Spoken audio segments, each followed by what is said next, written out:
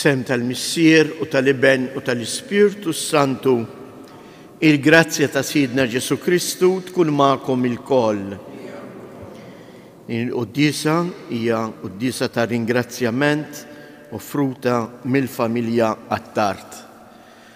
Ħuti jejjew inkomplu il-mixja tagħna, it-tħejjija tagħna biex tassew niltaqgħu ma' dak li ġej biex jiltaqa' magħna, ma' dak li jrid jurina mħabbtu. U fil-waqt li narfu n-nuqqas ta' imħabba tagħna, il-fraġilità tagħna, ejjew nitolbu maħfra għal ħtietna.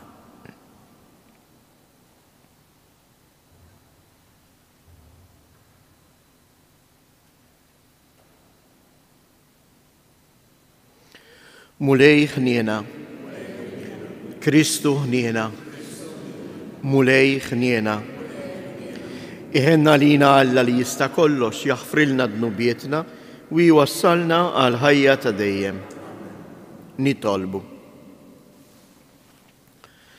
Jitlaq quddiemek mulej it-talbu mlej li qegħdin nagħmlulek biex dan is-servizz tagħna iwassalna biex niċċelebraw b'qalb safja il-misteru kbir tal-inkarnazzjoni ta' Ibnek Ġesu Kristu Sidna li juwal u li miegħek jgħix wisaltan flimkien mal-Ispirtu Santu għal dejjem ta' dejjem.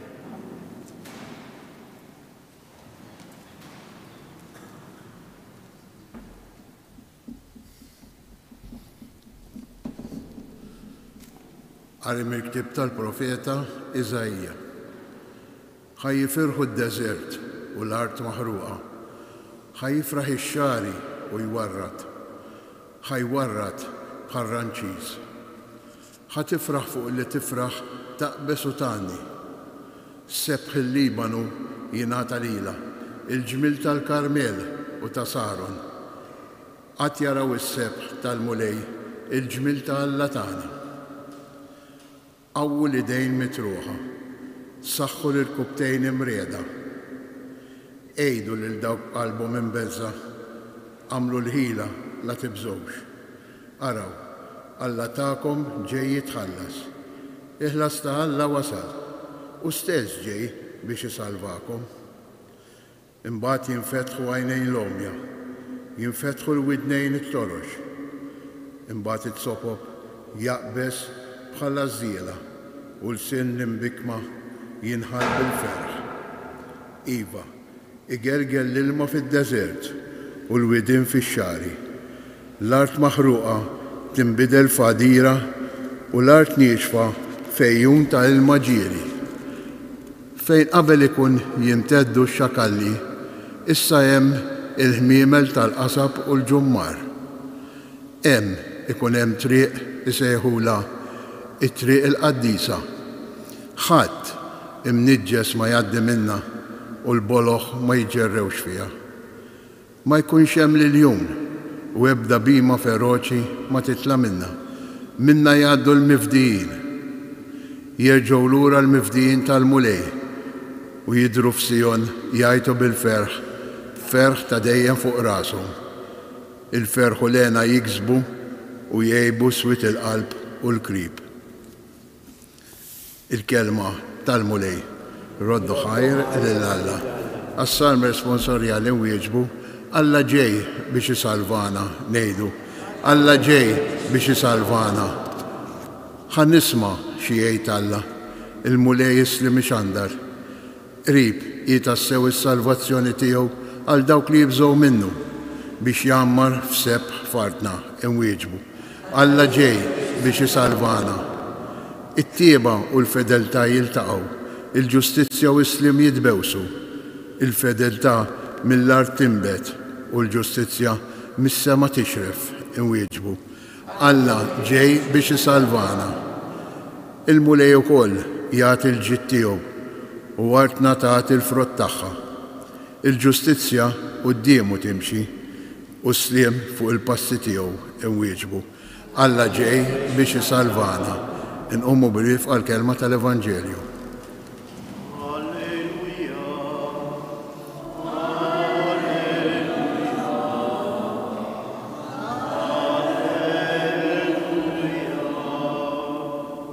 Ara, ġej il-mulej biex ifarrak il-madmad li qed iżommna fil-jasar.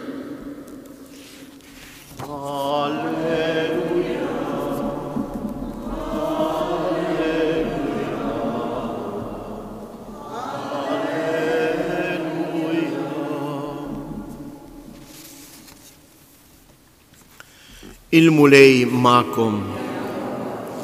Qari mill-Evanġelju skont Luqa. Jum fost l-oħrajn Ġesu kien qiegħed jgħallem. Kien hemm bil-qiegħda madwaru xi Fariżej u għorrief tal-liġi li kienu ġew mill-irħula kollha tal-Galilea u l-Ludija u minn Ġerusalemm. Il-qawwa tal-mulej kienet fih biex ifejjaq. U ġew xi rġiel iġorru wieħed mifluġ fuq mitraħ. Huma bdew ifittxu li jdaħluh ġewwa u qegħdulu qudiemu. Iżda minħabba l-folla ma sabux minn fejn setgħu jidħlu bih. Għalhekk telgħu fuq il-bejt u niżluh bil-mitraħ b'kollox minn bejn ix-xorok f'nofs in-nies quddiem Ġesu. Meta hu ra il-fidi tagħhom, qallu: ħabib, dnubietek maħfura. Il-kittiba u l-Fariżej qabdu jaħsbu u jgħidu bejniethom u bejn ruħhom: dan min hu biex jitkellem hekk? Din dawwa. Għax min jista' jaħfirhom id-dnubiet ħlief Alla waħdu? Imma Ġesu għaraf ħsibijietom u qalilhom: għaliex qegħdin taħsbu hekk f'qalbkom? X'inhu l-ħfef li tgħid dnubietek maħfura jew tgħid qum u imxi? Mela biex tkunu tafu li bin il-bniedem għandu s-seta' jaħfer id-dnubiet fuq l-art, qal lill-mifluġ: qum qiegħed ngħidlek, aqbad friexek u mur lejn darek. U dak minnu fih qam quddiemhom, qabad il-friex li fuqu kien mixħut u tela' id-dar ifaħħar lil Alla. U l-koll baqgħu mistaġba u bdew ifaħħru lil Alla u imtlew bil-biża' u bdew jgħidu: rajna ħwejjeġ tal-għaġeb illum. Il-kelma tal-mulej.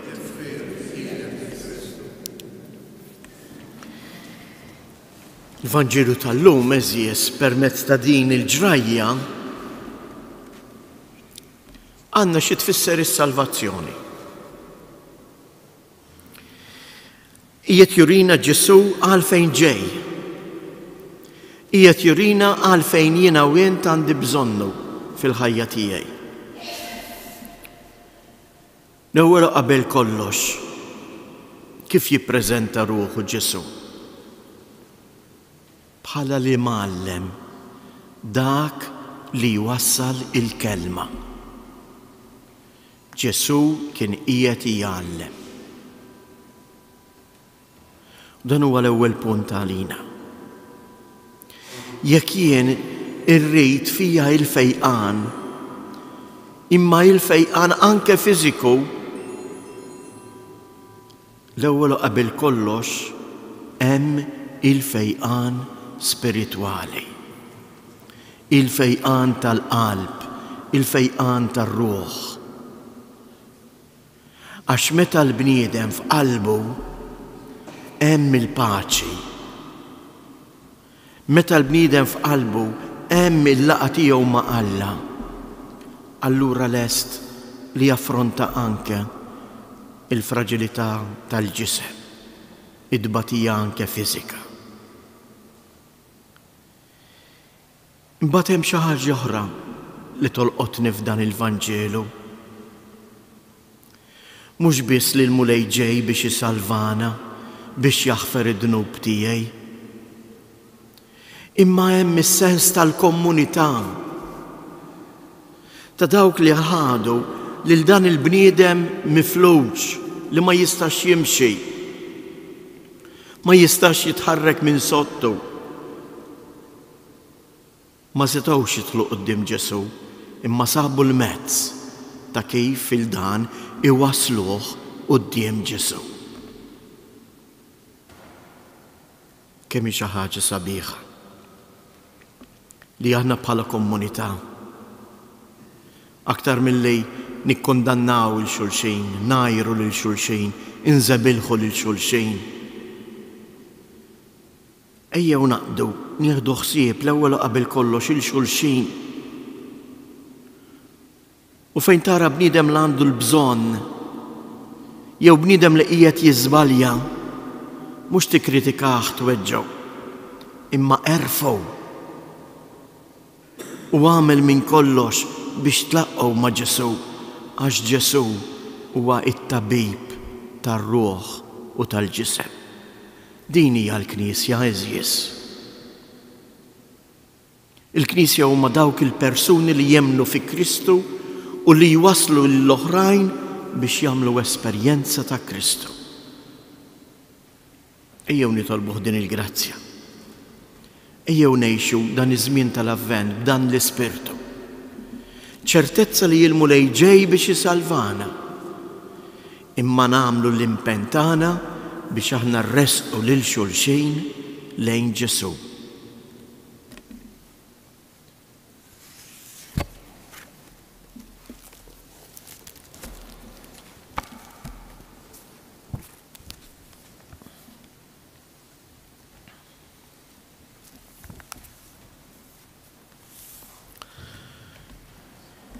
Il-mulej ġej biex jisalvana, biex jatina s-saħħa fil-roħ u l-ġisem. Jew għalhekk fiduċja inresqulu it-talbit tagħna u ngħidulu kun magħna mulej, kun magħna mulej. Għall-insara ħutna li qatgħu qalbhom mill-maħfra u l-fejqan biex isibu min irressaqhom lejn Kristu li hu it-tabib tal-bniedem nitolbu. Għal persuni kollha ta' rieda tajba li jaħdmu f'adbur ħuthom, għal vittmi tal-gwerra biex issib isseħħ il-paċi f'pajjiżhom nitolbu. Nitolbu għal professjonisti tagħna, partikolarment it-tobba, biex huma imqawwija mill-Ispirtu, ikunu tassew għajn ta' fejqan u serħan fil-qalb ta' kull bniedem. Nitolbu. Għalina l-koll biex fuq l-eżempju ta' Omna Marija li nislet u inkarnat il-kelma f'ġufa, aħna wkoll narfu ninkarnaw il-kelma tal-mulej fil-ħajja tagħna, hekk li nkunu ħaddiema tal-ħajja u nipproteġu l-ħajja mill-bidu sa tmiem tagħha. Nitolbu. Fiskiet inresqu it-talbiet tagħna, partikolarment hekk illum ejjew nitolbu nagħmlu talba speċjali għal morda, għat-tobba, in-nurses, kemm għandna nies li qegħdin jaħdmu fl-isptarijiet tagħna għal ġid u l-fejqan ta' ħutna.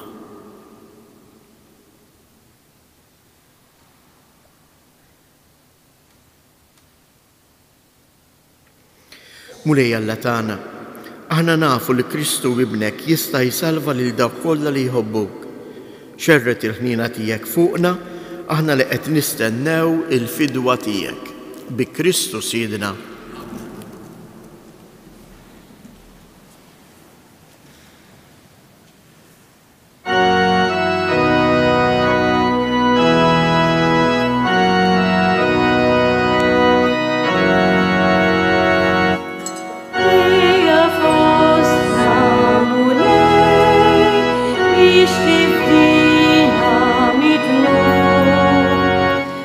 Ija fostna mulej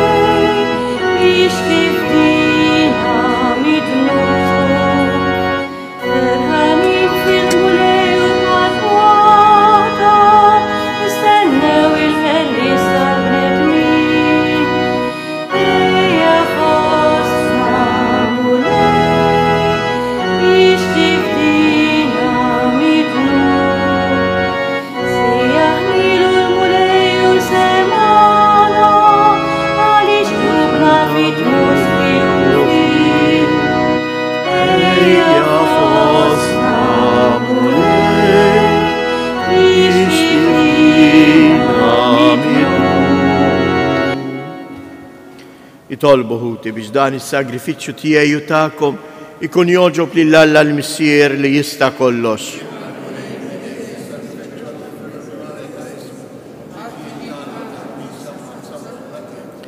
Ilqamu lej l-offerti li qegħdin nagħmlu mill-ġid li inti nnifsek tajtna u għamel li l-qima li nagħtuk bihom fuq l-art tħejjina għal frott tal-fidwa li inti tagħtina fis-sema bi Kristu siedna. Il-mulej magħkom, nerfgħu qlubna il fuq, niżu ħajr lill-mulej Alla tagħna. Sewwa u xieraq tas-sew mulej Missier Qaddis, Alla ta' dejjem li tista' kollox, tajjeb u taġi tas-salvazzjoni tagħna li dejjem u kull imkien inroddulek ħajr bi Kristu siedna. U bl-ewwel miġja tiegħu fis-sura f'qajra ta' bniedem temm il-pjan li jintħejjejt minn qabel u fetħilna t-triq għas-salvazzjoni ta' dejjem biex meta jiġi darba oħra fis-sebħ tal-kobor tiegħu niksbu fl-aħħar bid-dijer il-premju li issa qegħdin nisru għalih u nistennewh bit-tama għaliex inti stess wettulna. Għalhekk mal-anġli u l-arkanġli, matroni u mad-dominazzjonijiet, mal-qtajja kollha tal-iżirġ tas-sema intennu l-innu tal-glorja tiegħek u ngħidu bla qiegħda Qaddis.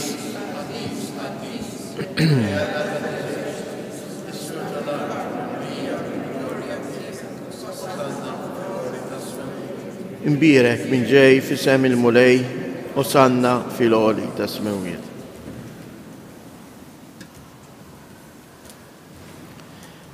Qaddis ta' sewint mulej inti lajn ta' kull qdusija.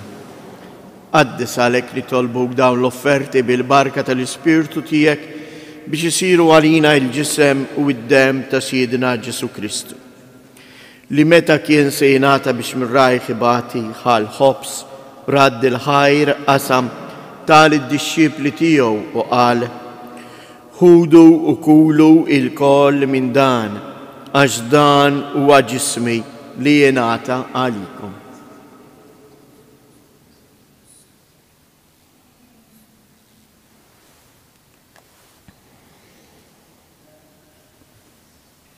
Ekku koll wara li klaħa l-kalċi riġa radd il-ħajr tal-disċipli tiegħu qal: ħudu u jxorbu minnu il-koll, għax dan huwa l-kalċi ta' demmi tal-patt il-ġdejt li jibqa' dejjem. Id-dem li jxirret għalikom u għall-bnedmin kollha għal maħfra ta' dnubiet. Għamlu dan b'tifkira tiegħi.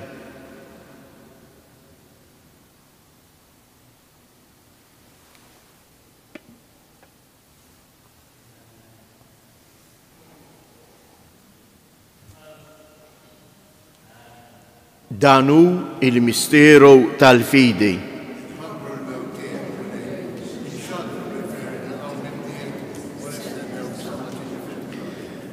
Għalhekk aħna u nagħmlu dan tifkira tal-mewt u l-qawmien ta' Siedna Ġesu Kristu, nofrulek mulej il-ħobs tal-ħajja u l-kalċi tas-salvazzjoni u nroddulek ħajr għaliex oġbok tilqana hawn quddiemek biex naqduk. U miċ-ċokon tagħna nitolbu li l-Ispirtu Santu jaqgħadna f'ġisem wieħed lilna li nieħdu sem il-ġisem u id-dem ta' Kristu. Ftakar mulej fil-Knisja tiegħek imxerda mad-dinja kollha u ttaqaf l-imħabba flimkien mal-Papa Franġisku, mal-isqof tagħna Anton, l-isqfijiet u l-ministri tiegħek kollha. Ftakar ukoll fħutna li raqdu bit-tama tal-qawmien, ftakar fil-mejtin kollha, daħħalhom quddiemek fid-dawl tas-sebħ tiegħek. Ħenna lina l-koll nitolbuk, għati lilna wkoll il-wirt tal-ħajja ta' dejjem, flimkien mal-Verġni mqazzhom Malla Marija, ma' San Ġusepp, l-Apostli u l-Qaddisin kollha li jgħixu fil-ħbiberija tiegħek sa mill-bidu tad-dinja. Għamel li magħhom infaħruk u insebħuk b'Ġesu Kristu ibnek. Bi Kristu, ma' Kristu u fi Kristu jingħata lilek Alla Missier li tista' kollox flimkien mal-Ispirtu Santu kull ġieħ u glorja għal dejjem ta' dejjem. Ejjew nitolbu kif għallimna u ridna namlu li bent Alla ħalli tiġi fostna is-salvazzjoni u għalhekk ngħidu missierna li inti fis-smawiet jitqaddes ismek, tiġi saltnatek, ikun li trid int kif is-sema hekk fl-art. Ħobżna ta' kuljum atina llum, aħfrilna dnubietna bħalma naħfru lil min hu ħati għalina u la ddaħħalniex fit-tiġrib iżda eħlisna mid-deni. Eħlisna nitolbuk mulej minn kull deni. Atina fit-tieba u l-ħnina tiegħek il-paċi fi żmienna biex inkunu ħielsa dejjem mid-dnub u imħarsa minn kull inkwiet. Aħna u nistennew u nittamaw ilena u l-miġja tas-Salvatur tagħna Ġesu Kristu. Mulej Ġesu Kristu, li qed l-apostli tiegħek inħallilkom isliem nagħtikom isliem tiegħi la tħares lejn dnubietna, iżda ħares lejn il-fidi tal-Knisja tiegħek. Għatija isliem u laqda li jien trid fija, int li tgħix wis-saltan għal dejjem ta' dejjem. Il-paċi tal-mulej tkun dejjem magħkom. Għatu l-paċi lil xulxin.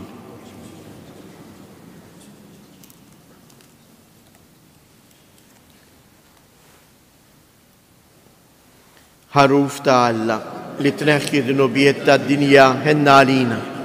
Ħaruf ta' Alla li tneħħi d-nubiet ta' dinja ħenna għalina. Ħaruf ta' Alla li tneħħi d-nubiet ta' dinja għatina il-paċi.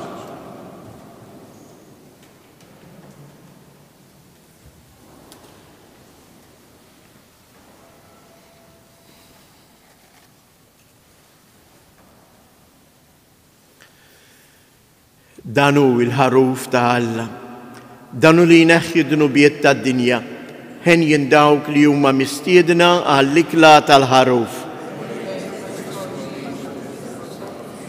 Iżdej kelma waħda, ruħi tkun fil ġisem ta' Kristu.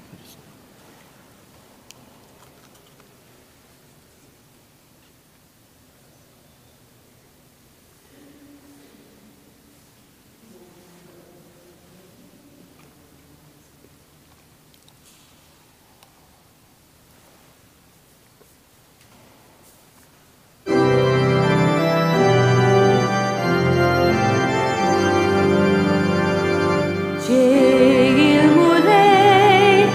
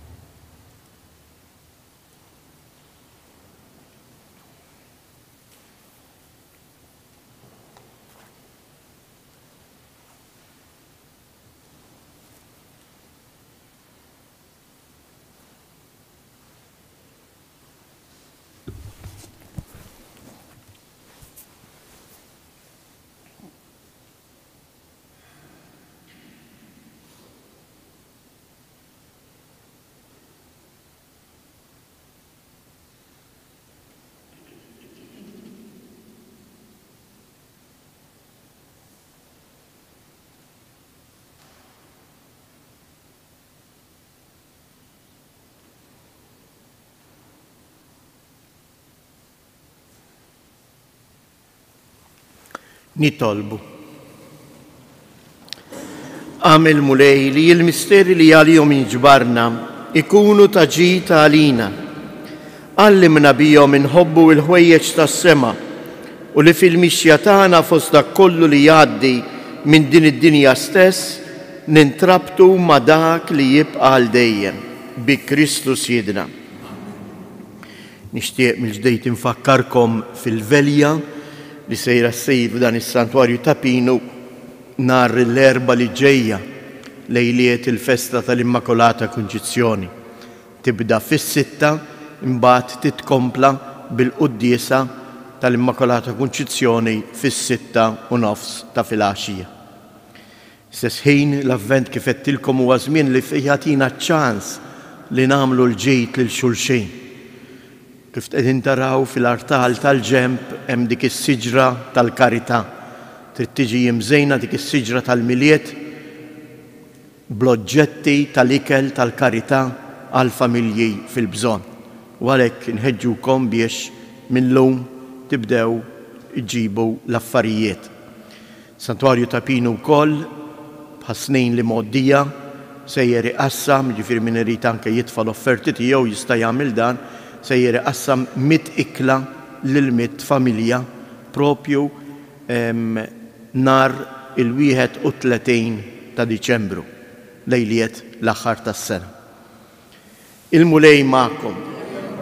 Iberikkom Alla li jista' kollox, il-Missier, l-Iben u l-Ispirtu Santu. Morru u għejxu fil-paċi ta' Kristu.